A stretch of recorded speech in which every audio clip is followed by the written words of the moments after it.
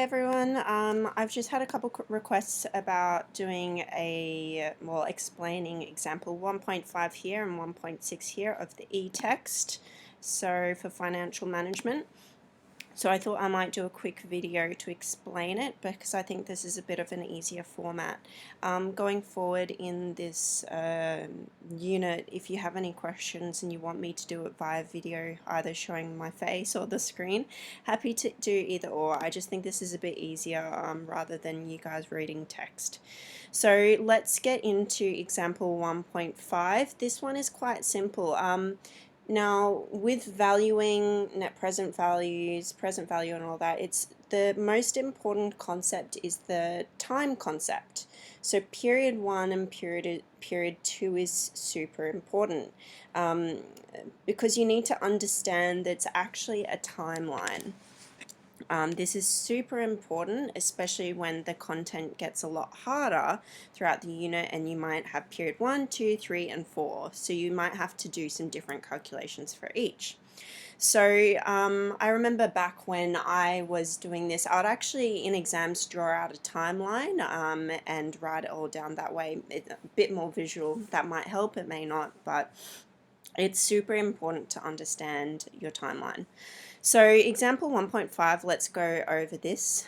So you have $100 today and the market rate is 10%. So let's say today is 2020, the year 2020. So this is your period 1, okay?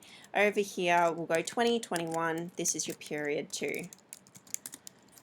Okay, so today we have $100 and we know that the market rate is 10%. Now, sometimes for me, thinking of the market rate, I get a little bit confused.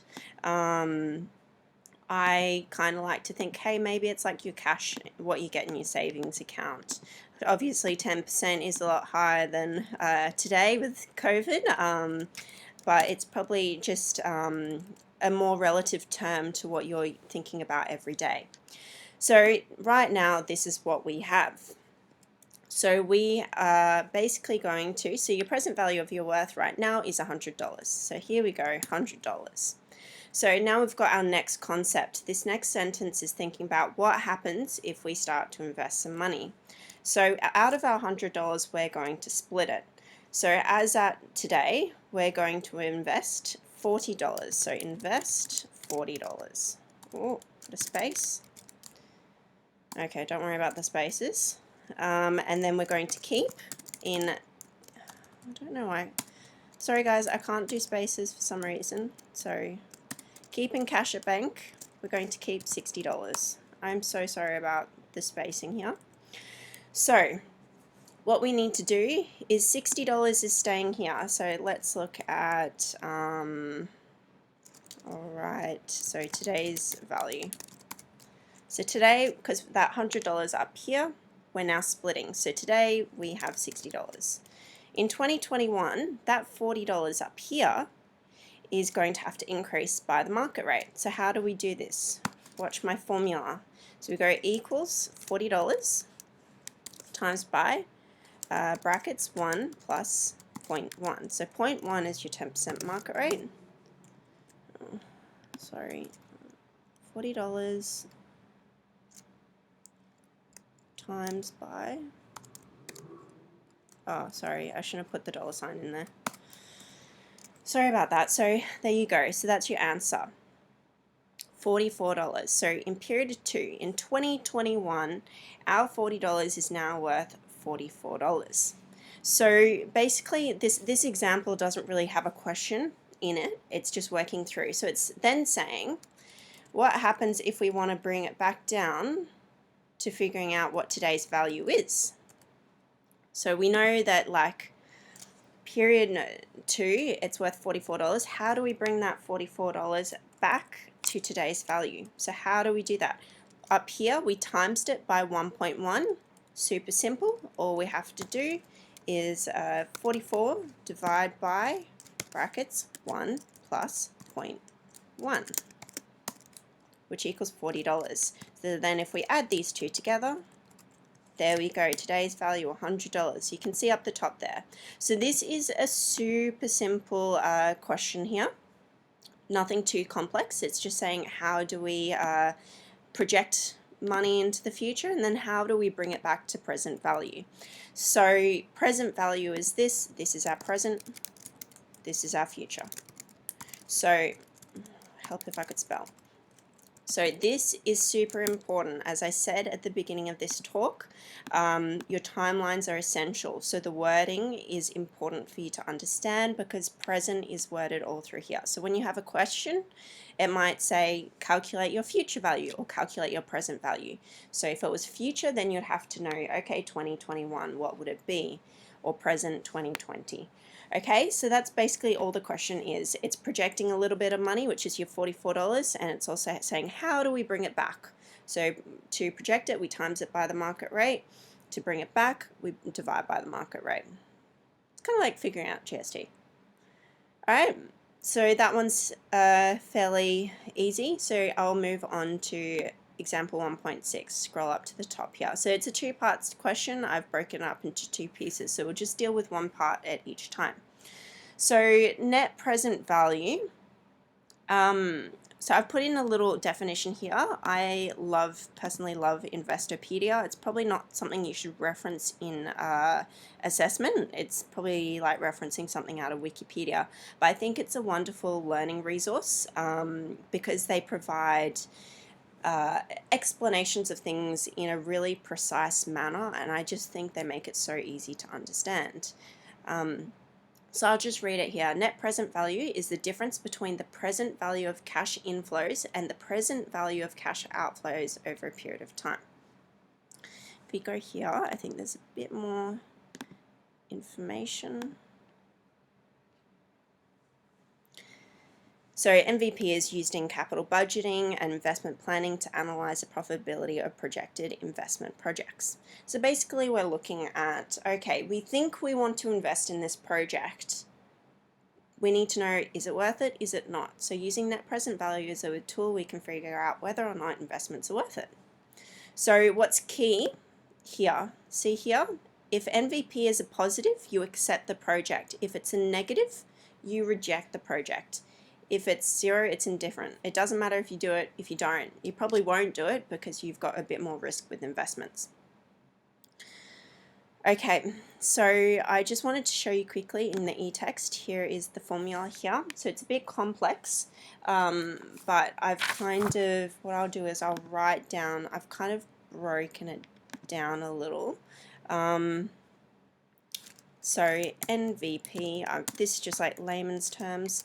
So projected investment over 1 plus market rate, bracket, and then minus the starting investment amount. So this is this here, this little equation. These words are explaining it here. So projected investment over the market rate minus the starting investment amount, and in this example up here we're getting a positive, so obviously you accept the projects. So let's just work through the example a little bit so it makes sense.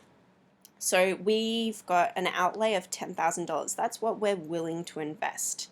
So rate of return is the rate of return on the actual investment. So if we're going to invest 10 grand, we're going to get a return of 15,000. So period 1, so that's 2020. Remember here, as again, timelines are essential. So I'll just make a note over here. So period 1, let's say 2020. Period 2, 2021. So hopefully this will just kind of help you visually understand. So at the end of 2021, our investment is now worth $11,500. So you've got two percentages here. You've got the rate of return and the market return. So the rate of return is just purely for that single investment. Market return is kind of like what you'd get in the market, like an average. As I said in example question 1.5, sorry, I kind of just, for me to logically understand it, I think about what would I get in a savings account. So market returns kind of that similar concept. So what we're doing in MVP, we can project what our investment will be worth, and what we do is we bring it back to present day value. So what would it be worth today? And then if it's a positive, then it's probably something we should go ahead with. So what we're doing here is this first part of the formula. So our projected investment up here, we can see 11,500 divided by 1 plus the market rate is 1.1. So that's the 10%, that's 1 plus. So obviously I'll do the formula here just so everyone can see it. So you go 11,500 divided by 1 plus 1.1, which equals $10,455 here. There we go. So what this means is your 11,500, this is what it's worth in today's value. Oh, it would help if I could spell value. So this is what it's worth in today's value. So we started off with $10,000. That's the cash we had, cash at bank. This is what we invested. And our return was 11,500. And if we bring it back using the market rate, that 11,500 is worth $10,455 in today's value. So what we can do is, because that's higher by $455, we can do that by going equals, no thank you, equals that one minus that. So this is step 2 of our formula of MPV. So here we go. This is basically the uplift. It's not profit, it's uplift in what we, if we didn't invest in that 11,500. So it's a positive, we accept it. So hopefully that one makes sense.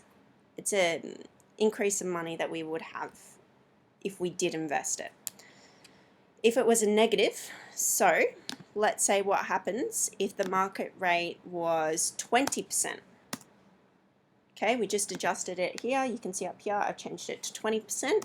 You can now see that the value of the 11,500, if the market rate was 20%, is now under 10,000. It's $958. So that means our current NPV is $416. That means we would reject it. Okay, so we Control Z that.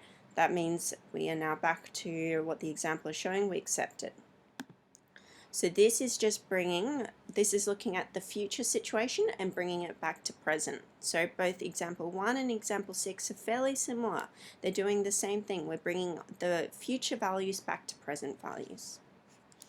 Okay, part 2. This is a little bit more complex.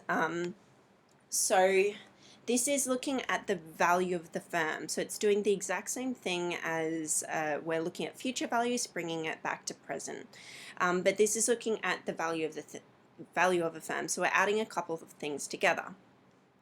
So refer to the above, assume that the firm has an initial endowment of $15,000 and has the opportunity to invest in one project requiring an outlay of $10,000, returning $11,500 in period 2. So exactly same principles apply as the first part in the question.